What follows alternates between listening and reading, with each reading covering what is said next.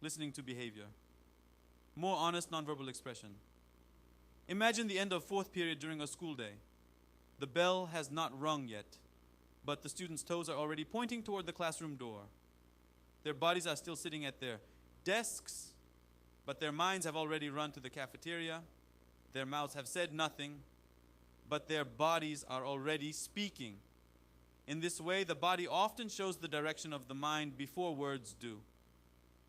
People explain relationships with their mouths, but their bodies are often already telling the truth of the relationship. So reading nonverbal expression is not about catching hidden lies. It is closer to noticing the direction of energy that appeared before words. We often think we communicate only through words, but in reality that is not true. We understand the other person by reading the pitch of the voice, the speed of speech, facial expression, gaze, body tension, and even the direction of the hands and feet. In other words, people do not speak only with their mouths. The body is always speaking too. A long time ago, I had a connection with a professor from a university in the Philippines. When we met in person, we could somehow keep the conversation going, even with my limited English. But when we spoke on the phone, conversation was almost impossible. Why was that? When we meet in person, even if words are limited, I can see the facial expression.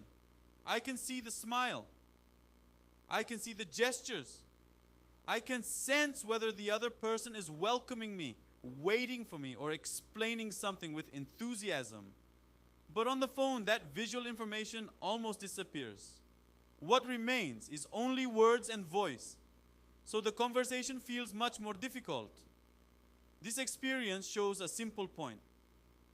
People do not only listen to words, they communicate by reading the whole body that carries those words.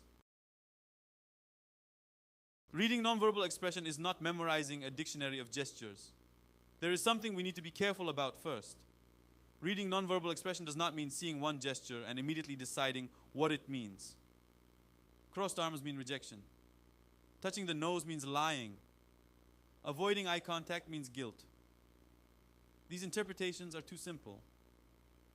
In Torbit TA, nonverbal interpretation is a higher level observation method. It observes signals such as gestures, facial expression, gaze, posture, tension, and self-soothing behavior. Then it translates them as traces of the 6 ego states. But even here, we do not confirm meaning from one single signal. We look at context and combinations together. And when words and body differ, we read it structurally. The verbal and nonverbal channels are speaking with different ego states. The body is not a still photograph. It is a moving video. The same movement can have a completely different meaning depending on which mind is pushing that movement forward. The important thing is not memorizing the meaning of one movement. What matters more is seeing what flow the person is in right now. Are the words, facial expression, and gestures connected? What has changed compared with the person's usual state? In other words, reading nonverbal expression is not memorizing the body's words. It is reading the sentence and atmosphere the body is writing. The same gesture can come from different minds. This appears clearly in many parts of the body. Crossed arms are often described as a closed attitude, but crossed arms alone cannot confirm anything. CP, crossed arms, often appear with the chest expanded, the chin lifted, and tension throughout the whole body. These crossed arms are closer to a message of pressure and judgment, as if saying, go ahead, say it, or I will judge it. On the other hand, AC, crossed arms, may look different. The shoulders may hunch, the body may become smaller, the arms may close as if holding and protecting the body. In this case, the crossed arms are closer to protection than attack. They may signal anxiety. I'm scared, or I need to protect myself. Outwardly, both are crossed arms. But one may be intimidation, and the other may be contraction. The same is true of smiles. A FC smile moves all the way to the eyes and the facial expression opens clearly. Enjoyment is felt before performance. But an AC smile may only appear at the mouth. The gaze may keep avoiding contact and tension may remain in the face.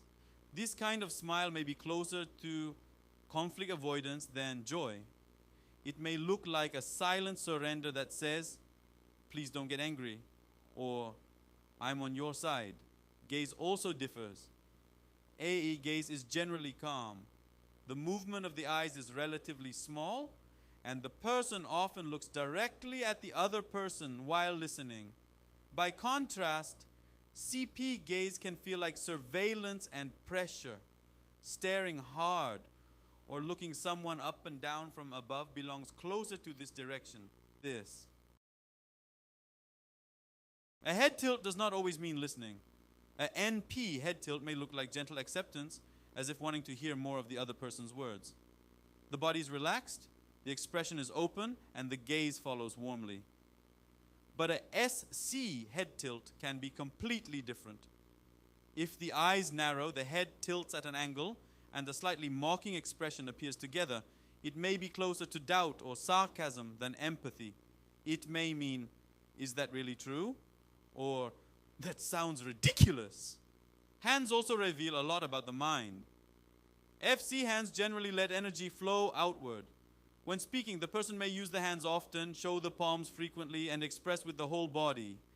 This can signal passion and liveliness. By contrast, AC hands often hide. They may bite nails, touch clothing, stay deep in pockets, or hover close to the body. These hands may show that the current situation feels uncomfortable, tense, and like something the person wants to hide from. Feet are often more honest. Above all, feet are very important. People can decorate their faces, but it is rare for them to act perfectly all the way down to their feet. If the body is facing the other person, but the toes are pointing toward the door, that person's mind may already want to leave. Outwardly, they may be maintaining the conversation. Inwardly, they may be preparing to escape.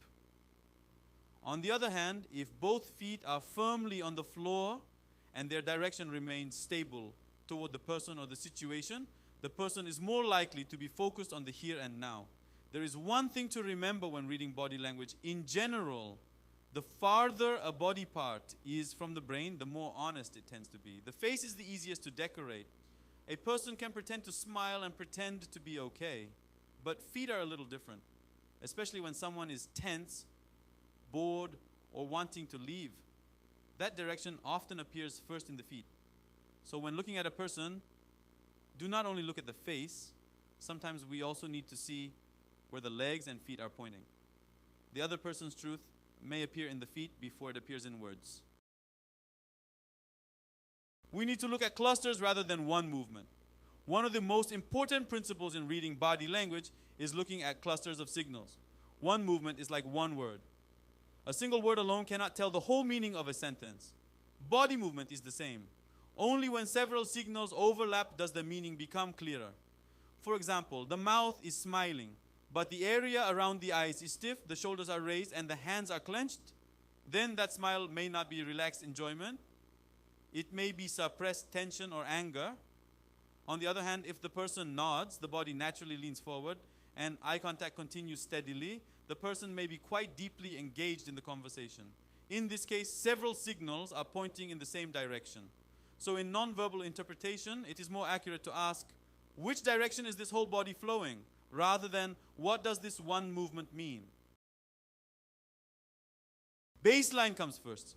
Another important thing is the baseline. Some people naturally cross their arms often. Some people naturally shake their legs a lot. Some people naturally cannot maintain eye contact for long. If we do not know these ordinary habits and only look at one scene, we can easily misunderstand. So the important question is whether the person is usually like that. We need to see whether this is their usual pattern or whether something suddenly changed around a specific topic or situation. The real signal often comes from a sudden change. A person who is usually relaxed suddenly crosses their arms when a certain topic appears.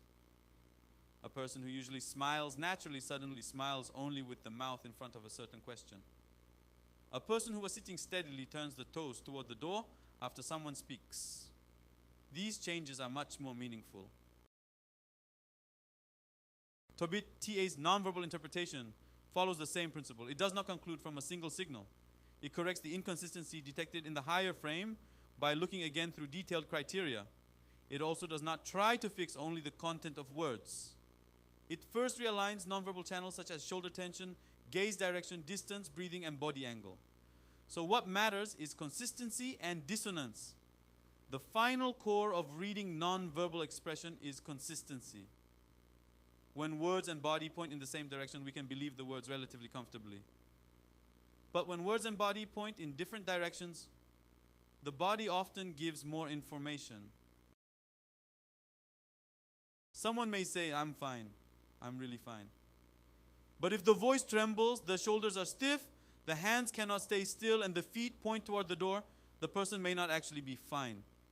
At that moment, what matters is not cornering the other person. The purpose is not to say, "You're lying."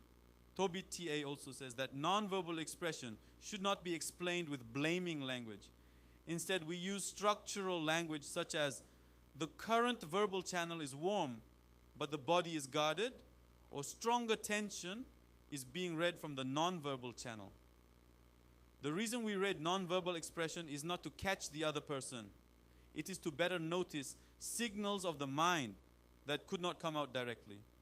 So listening to behavior is not a technique for suspecting people.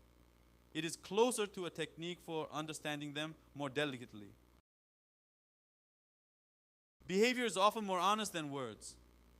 In the end, this is what we need to remember in listening to behavior. Do not memorize one movement as if it were the correct answer. Look at the flow of words and body together. Compare the person's usual baseline with the change that is appearing now. Remember that the lower body is often more honest than the face. The same gesture can come from different ego states. And different gestures can speak the same mind. So nonverbal expression is not something to memorize like a dictionary. It must be read through flow, clusters, and baseline. People do not speak only with words. The body is always speaking too. So if we truly want to understand someone, listening only to that person's words is not quite enough.